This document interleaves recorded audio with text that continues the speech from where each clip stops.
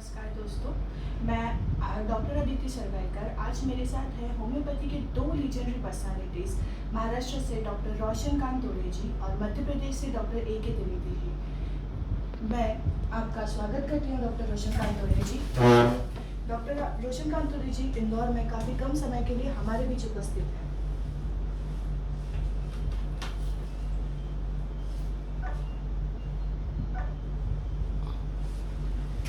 मैं जानना चाहूँगी और हम सब जानना चाहेंगे डॉक्टर रोशनकांत तोरे जी से होम्योपैथी के उनके कुछ खास अनुभव। Please sir.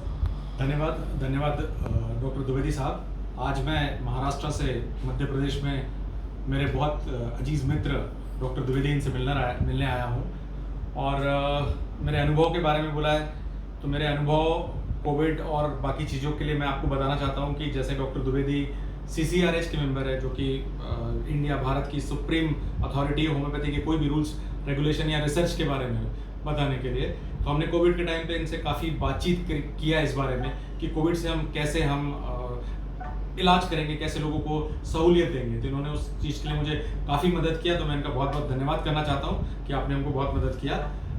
होम्योपैथी एक बहुत फास्ट ग्रोइंग साइंस है, आज इतनी तेज़ी से ग्रो कर रहा है और इंदौर जैसे बड़े शहर में द्विवेदी जी ने होम्योपैथी को बहुत आगे बढ़ाया है। ये हमारे लिए बहुत सौभाग्य की बात है कि वो मुझे बहुत अच्छे मेरे मित्र हैं। मैं गोंदिया महाराष्ट्र, जो कि मध्य प्रदेश छत्तीसगढ़ महाराष्ट्र इसका बॉर्डर है, वहाँ पर मैं होम्योपैथी प्रैक्टिस करता हूँ और हम लोग किडनी डिसीजेज पे बहुत अच्छा काम कर रहे हैं और हम आगे होम्योपैथी को इसी तरह बहुत तेज़ी से आगे बढ़ाएंगे।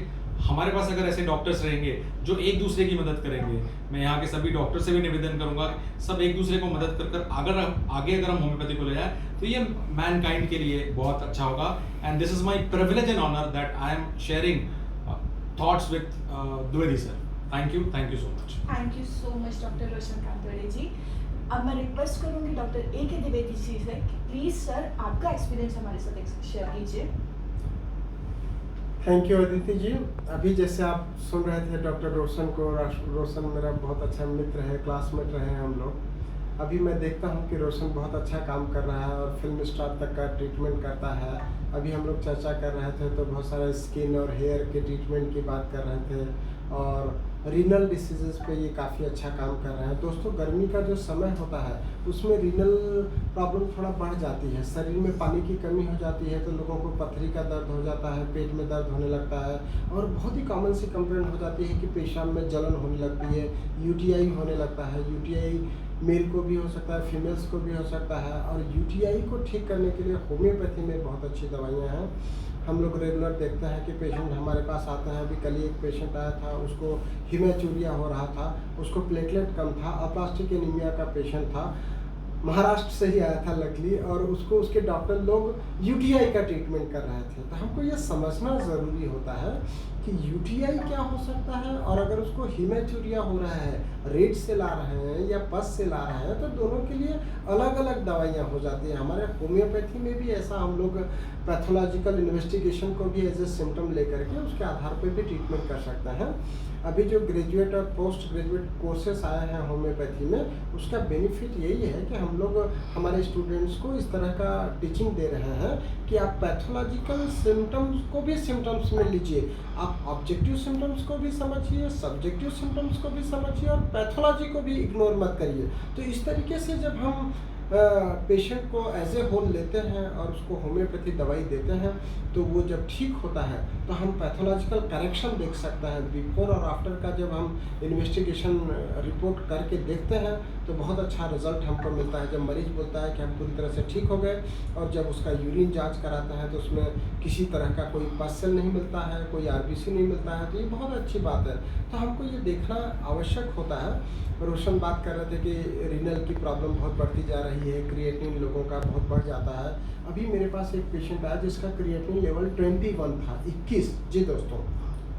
हमको उसको वापस रेफ़र करना पड़ा कि उसको डायलिसिस कराना चाहिए। कहाँ 1.3 होता है नॉर्मल क्रिएटिनिन और वो बढ़ करके 2, 4, 6, 10, 15 से 21 तक चला गया, तो आप इतना लेट मत आइए। इतना लेट आएंगे तो क्रिएटिनिन कम नहीं कराया जा सकता है। क्रिएटिनिन जैसे ही शरीर में बढ़ता है तो हीमोग्लोबिन कम होने लगता है, तो हीमोग्लोबिन कम होगा तो उससे भी आपको परेशानी होगी। तो हम अगर एक सामूहिक प्रयास करें कि शरीर में खून नहीं कम होने दें, हीमोग्लोबिन नहीं कम होने दें, तो भी हम बीमारियों से बच सकते हैं। उसके लिए होम्योपैथिक ट्रीटमेंट के साथ साथ डाइट का भी ध्यान रखना ज़रूरी है।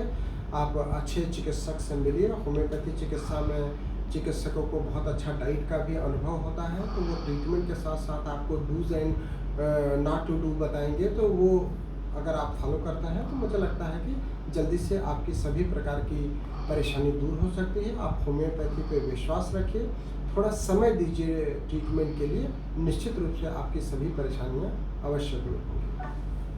थैंक यू, धन्यवाद, नमस्कार।